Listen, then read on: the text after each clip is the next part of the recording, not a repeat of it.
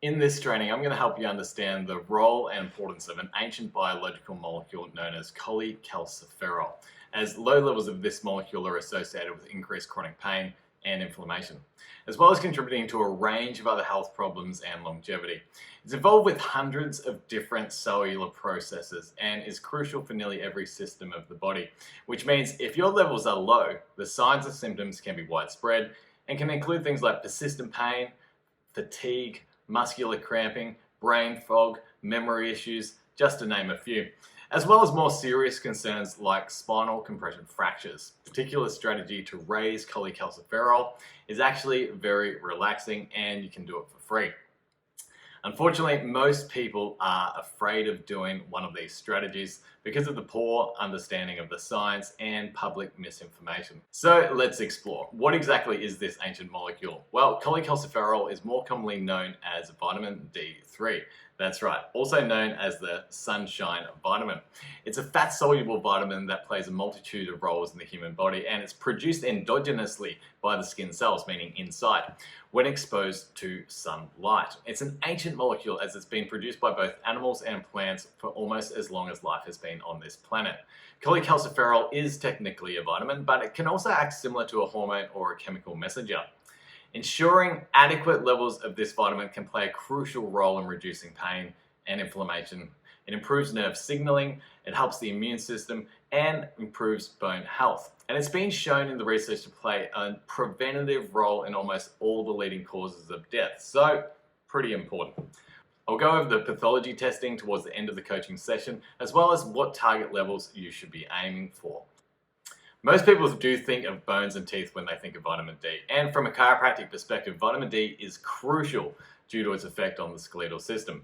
It affects bones primarily through regulating calcium and phosphorus absorption in the gut, so it's vital for gut health. Without adequate vitamin D, the body only absorbs about 10 to 15% of the dietary calcium that you consume, which can lead to loss of bone density and, with other factors, eventually osteoporosis. Recent research has uncovered that vitamin D is highly involved with pain perception. Thus, suboptimal levels of vitamin D will significantly increase the amount of pain that you are in. It helps regulate the inflammatory response, so it's vital to optimize your levels. If you have any type of ongoing pain, it may be beneficial to implement a vitamin D strategy straight away. A 2019 study in the World Journal of Orthopedics found that low levels of vitamin D was significantly associated with musculoskeletal pain and overall pain severity. Vitamin D's anti-inflammatory properties can also help reduce pain associated with inflammatory conditions like osteoarthritis, rheumatoid arthritis, chronic back problems, and autoimmune diseases.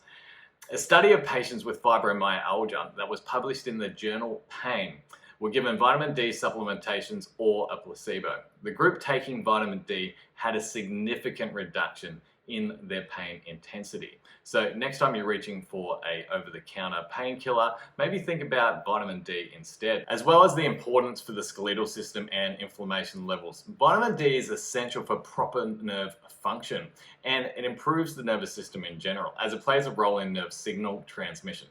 Low levels of vitamin D are associated with neuropathy, things like sciatica, carpal tunnel.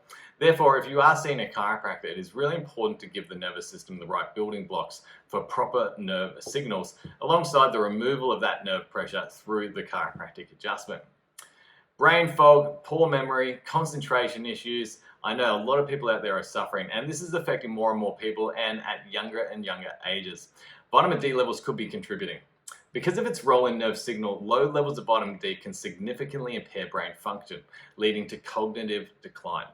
This study was amazing. In 2022, a study of more than 427,000 people with dementia, they showed that there was a 54% increase in dementia amongst those with low levels of vitamin D. This is staggering.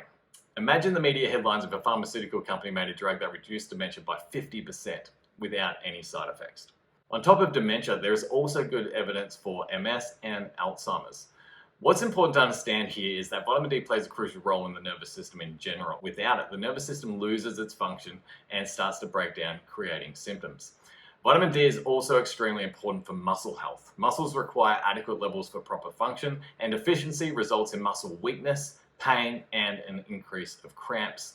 When it comes to cramps, most people think of magnesium only, which of course is very important, but you also need to be thinking of vitamin D. This is vital information for anyone rehabilitating the spine and posture, and particularly for those with a lot of muscle tightness and pain, or cramps or restless leg syndrome, things like this. Also, if you are training in the gym, you need to get adequate vitamin D levels for that optimal muscle performance and muscle recovery. So, how do we raise vitamin D levels with and without supplementation? Well, to get this vitamin for free, as promised, you need to get direct sunlight exposure for about 15 to 20 minutes each and every day, and at a very specific time of the day. It is only the UVB that initiates vitamin D production in the skin cells. The ironic aspect of this is that overexposure to UVB rays can cause skin cancer, but at the same time, low levels of vitamin D may be associated with a potentially higher risk of developing skin cancer in the first place, and is associated with poorer outcomes if cancer does develop. So with this in mind, we need to be strategic. UVB is not present in the morning or afternoon, and it's highest through the middle of the day. So between 10 and 2 is a good rule of thumb. This is also when the UV index is at its highest. So to get adequate vitamin D with minimal risk, you want to evenly expose as much skin as possible for 15 to 20 minutes. If you live on the Gold Coast like I do, or somewhere similar, this is easy to do nearly all year round, and even in most public places. Other places in the world might look at you a bit funny if you're walking around in your budgie smugglers or a thong bikini, but I digress. So you want to get 15 to 20 minutes of exposed skin in the direct sun during this time of the day.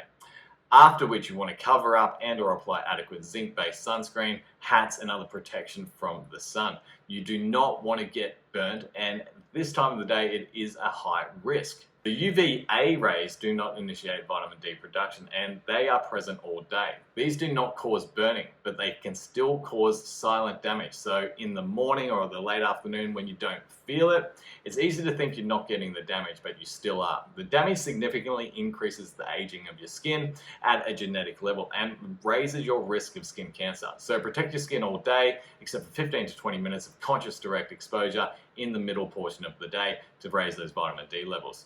Okay, so that is the free and enjoyable way to get vitamin D. Now let's look at some of the foods that contain the active vitamin D3.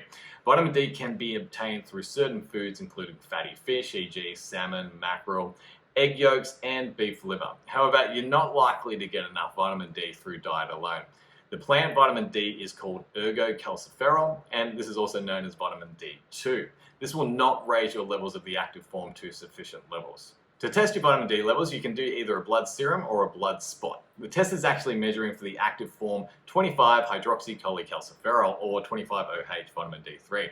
This is the form of vitamin D produced in the liver by the hydroxylation of the cholecalciferol produced by the skin cells. This is where it's important to know that even if you're getting adequate sun exposure, that your liver still needs to be converting it into the active form. Meaning you could have a liver, gut, or genetic issue that could hinder the conversion, and thus you could still be deficient. So what are the normal ranges for vitamin D3? Bear in mind, levels can vary slightly depending on the laboratory and the units that are being measured. In general, vitamin D levels are measured in nanograms per milliliter or nanomoles per litre. I'll leave the reference ranges in the written description for both units. In Australia, we normally go by nanomoles, so that's what I'm going to be discussing right now. In the last test I did, my levels measured at 145 nanomoles per litre, which anything over 125 is considered the optimal range. You're considered deficiency with anything less than 50. You're considered insufficient in between 50 and 74, sufficient between 70 and 125, and the optimal ranges, as I said, being about 125 to 200 nanomoles. There is potential for toxicity greater than 250. Now, over 250 is potentially toxic, so we do want to avoid these extreme ranges. Standard dosage when supplementing is 1,000 to 2,000 IU or international units per day, but to get the optimal ranges, you can safely take 4,000 IU per day.